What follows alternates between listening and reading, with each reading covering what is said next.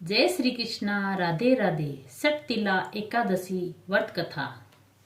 एक समय दालभ्य ऋषि ने पुलस्त्य ऋषि से पूछा कि हे महाराज, पृथ्वी लोक में मनुष्य ब्रह्मा हत्यादि महान पाप करते हैं, पराये धन की चोरी तथा दूसरे की उन्नति देखकर ईर्ष्या करते हैं, साथ ही अनेक प्रकार के व्यसनों में फंसे रहते हैं, फिर भी उनको नरक प्राप्त नहीं होता। इसका क्या कारण है? वे न जाने कौन सा दान पुण्य करते हैं जिससे उनके पाप नष्ट हो जाते हैं। यह सब कृपा पूर्वक आप कहिए। पुलस्त्य मुनि कहने लगे कि हे महाभाग, आपने मुझसे अत्यंत गंभीर प्रश्न पूछा है। इससे संसार के जीवों का अत्यंत भला होगा। इस वेद को ब्रह्मा, विष्णु, रुद्र तथा इंद्र आदि भी नहीं जानते, परंतु मैं आपको यह गुप्त तत्व अवश्य बताऊंगा। उन्होंने कहा कि माघ मास लगते ही मनुष्य को स्नान आदि करके शुद्ध रहना चाहिए। इंद्रियों को वश में करके काम, क्रोध, लोभ, मोह, अहंकार, ईर्ष्या तथा द्वेष आदि का त्याग करके भगवान का स्मरण करना चाहिए। पुष्य नक्षत्र में गोबर, कपास, तिल मिलाकर उनके कंडे बनाने चाहिए। उन कंडों से 108 बार हवन करना चाहिए।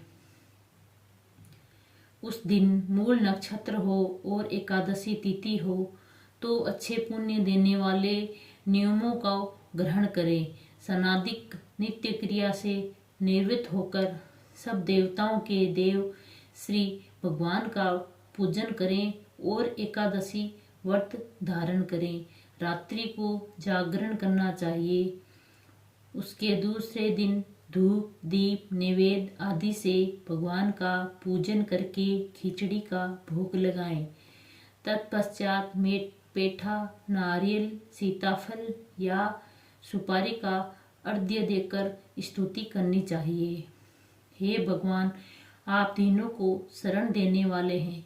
इस संसार सागर में फंसे हुएों का उद्धार करने वाले हैं। हे पुंडरीकाक्ष, हे विश्व भावन, हे सुब्रह्मण्य, हे पूर्वज, हे जगतपते, आप लक्ष्मी जी सहित तुच्छ अर्घ्य को ग्रहण करें। इसके पश्चात जल से भरा कुंभ का घड़ा ब्राह्मण को दान करें तथा ब्राह्मण को श्यामा गो और तिल पात्र देना भी उत्तम है। तिल स्नान और भोजन दोनों ही श्रेष्ठ हैं। इस प्रकार जो मनुष्य जितने तिलों का दान करता है उतने ही 1000 वर्ष तक स्वर्ग में वास करता है।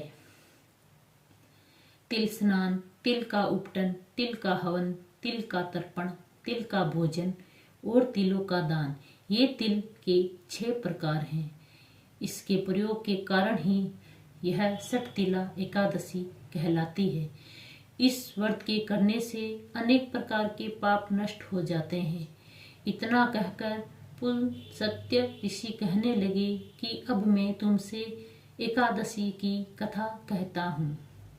एक समय नारद जी ने भगवान विष्णु से यही प्रश्न किया था और भगवान ने जो सटतिला एकादशी का महात्म्य नारद जी से कहा सो मैं तुमसे कहता हूँ। भगवान ने नारद जी से कहा, हे नारद, मैं तुमसे सत्य घटना कहता हूँ, ध्यान पूर्वक सुनो। प्राचीन काल में मृत्यु लोक में एक ब्राह्मणी रहती थी। वह सदैव व्रत किया करती थी। इससे उसका शरीर अत्यंत दुर्लभ हो गया था। यद्यपि वह अत्यंत बुद्धिमान थी, तथापि उसने कभी देवताओं को, ब्राह्मणों को निमित्त अन्न या धन का दान नहीं दिया। इससे मैंने सोचा कि ब्राह्मणी ने व्रत आदि से अपना शरीर शुद्ध कर लिया है।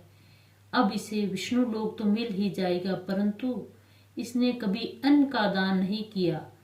इससे इसकी तृप्ति होना कठिन है। भगवान ने आगे कहा, ऐसा सोचकर मैं भिखारी के वेश में मृत्यु लोक में उस ब्राह्मणी के पास गया और उससे भिक्षा मांगी। वह ब्राह्मणी बोली, महाराज किस लिए आए हो? मैंने कहा, मुझे भिक्षा चाहिए। इस पर उसने एक मिट्टी का ठेला मेरे भिक्षा पात्र में डाल दिया। मैं उसे लेकर स्वर्ग में लौट आया। कुछ समय बाद ब्राह्मणी भी शरीर का त्याग करके स्वर्ग में आ गई। उस ब्राह्मणी को मिट्टी का दान करने से स्वर्ग में सुंदर महल मिला, परंतु उसने अपने घर को अनादि सब सामग्रियों से शून्य पाया। घबराकर वह मेरे पास आई और कहने लगी कि हे भगवान, मैंने आपकी अनेक व्रत आदि से आपकी पूजा की है, परंतु फिर भी मेरा घर अनादि सब वस्तुओं से शून्य है। इसका क्या कारण है? इस पर मैंने कहा, पहले तुम अपने घर जाओ, देव स्त्रियां आएगी तुम्हें देखने के लिए। पहले उनसे सठ तिला एकादशी का पुण्य और विधि सुन लेना, तब द्वार खोलना। मेरे ऐसे वचन सुनकर वह अपने घर गई।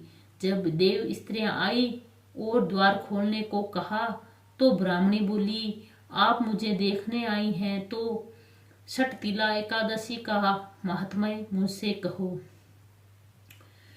उनमें से एक देव स्त्री कहने लगी कि मैं कहती हूँ। जब ब्राह्मणी ने सठ तिला एकादशी का महात्म्य सुना तब द्वार खोला। देवगणाओं ने उनको देखा कि न तो वो गांधर्वी है और न आसुरी है, वरण पहले जैसी मानुषी है। उस ब्राह्मणी ने उसके कथनानुसार सठ तिला एकादशी का व्रत किया। इसके प्रभाव से वह सुंदर और रूपवती हो गई तथा उसका घर अनादि समस्त सामग्रियों से युक्त हो गया। अतः मनुष्य को मूर्खता त्याग कर सठ तिला एकादशी का व्रत और लोभ न करके तिलादि का दान करना चाहिए। इससे दुर्भाग्य, दरिद्रता तथा अनेक प्रकार के कष्ट दूर होकर मोक्ष की प्राप्ति होती है। बोलो विष्णु भगवान की जय, माता लक्ष्मी की जय।